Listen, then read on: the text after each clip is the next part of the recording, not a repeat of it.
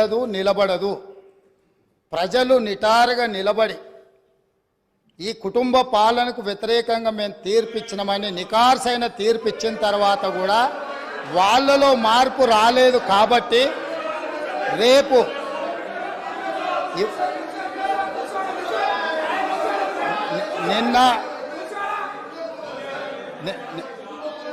నిన్న ఇక్కడున్న వాళ్ళను అక్కడికి పంపినరు. ప్రజా తీర్పును గౌరవించకపోతే అక్కడున్న వాళ్ళను అక్కడికి పంపుతారు బయటికి.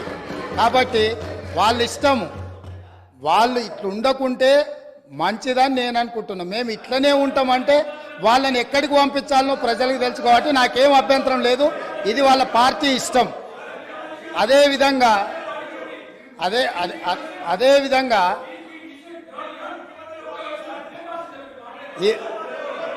అదేవిధంగా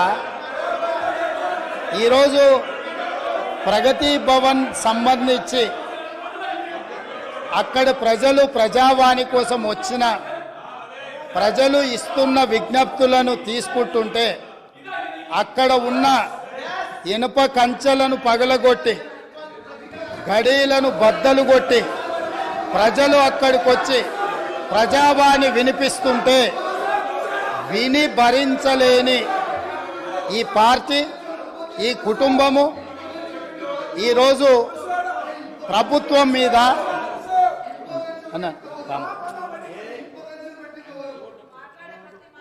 ఈరోజు ఈ ప్రజలు ఇచ్చిన తీర్పును గౌరవించే కాంగ్రెస్ పార్టీ ప్రగతి భవన్ గేట్ల ముందు ఉన్న ఇనుప కంచెలను బద్దలు కొట్టి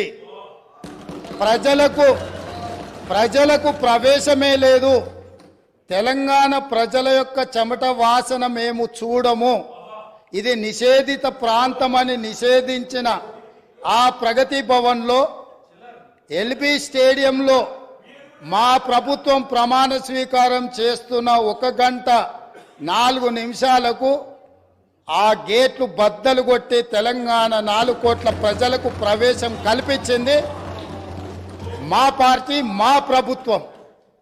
మీకు గతాన్ని